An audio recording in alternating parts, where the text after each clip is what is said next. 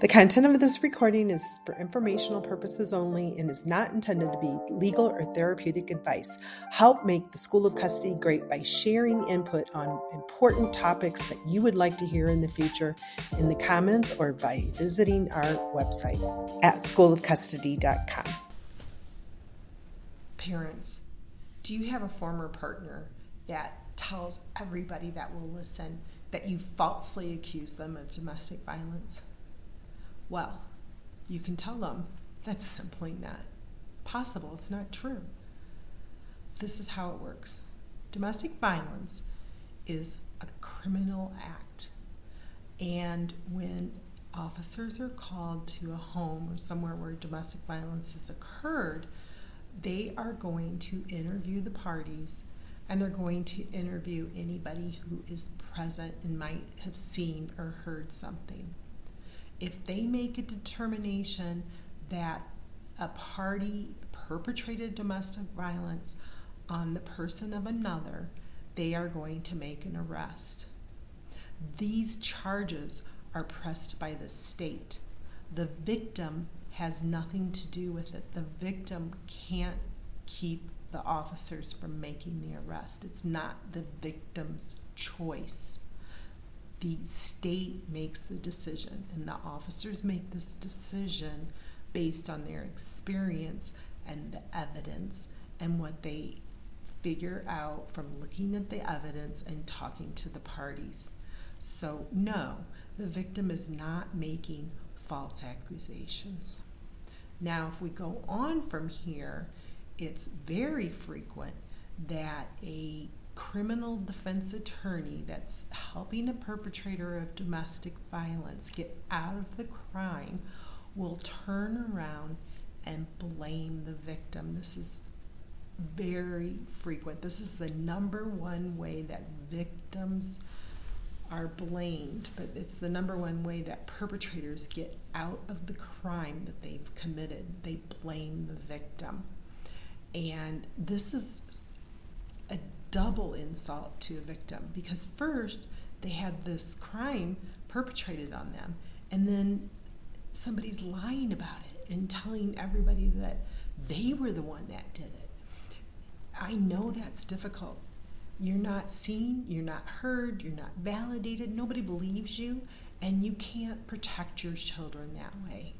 That's why if there is an arrest and the district attorney asks for your help, and it's 6 months later and you've gotten back together with the perpetrator, you had darn well better cooperate with that district attorney.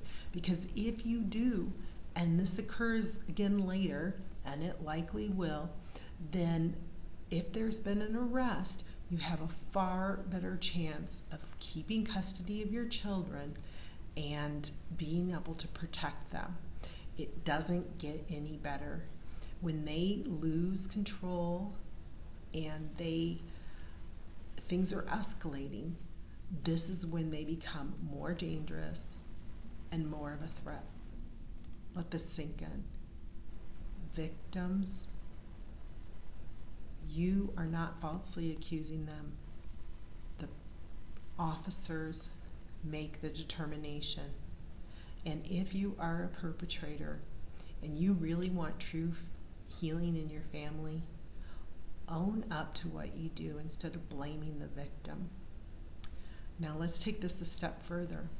That's the criminal charges.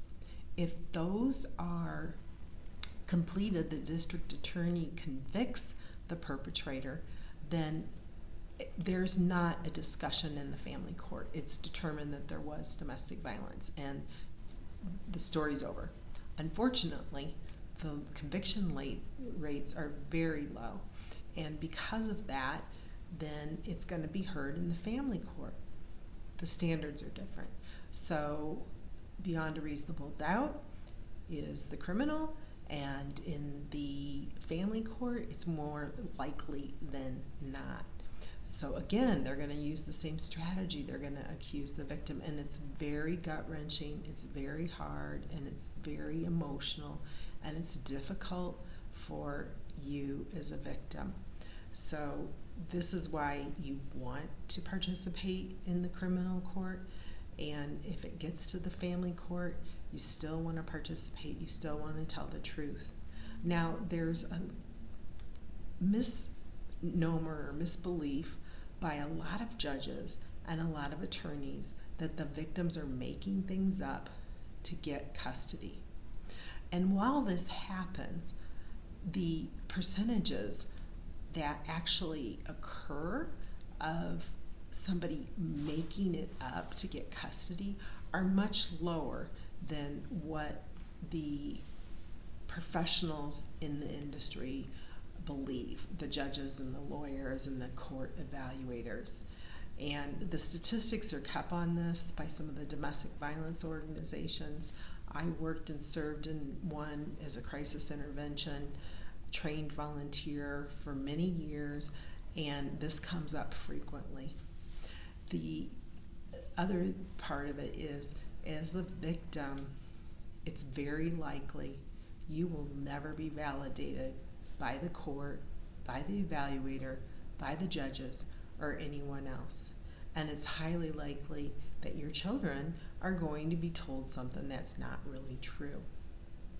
So this is where you work with a counselor, work with your domestic violence organization, talk to a divorce coach on age-appropriate strategies that can keep your children close to you so that they're not estranged or alienated from you because of the false things they're being told. I know this is a tough topic, and you need to reach out to a licensed attorney in your jurisdiction, therapist, and domestic violence organizations. And please, folks, know that you are not alone. Others have been through it before. And there are a lot of resources and a lot of help that can change this for your children in the future. And that's why I'm doing this work, to be available to help and guide you through the process, what needs to change so that the next generation doesn't have the same experiences that this one did. Thank you, and have a great day. At School of Custody, we care about what you need and want to know. Please leave comments in the comments section about anything that you'd like to hear on future episodes. And if you'd like to leave us a message anonymously, you can visit the website for School of Custody at schoolofcustody.com and email us any questions or suggestions for future content. Thank you and have a great day.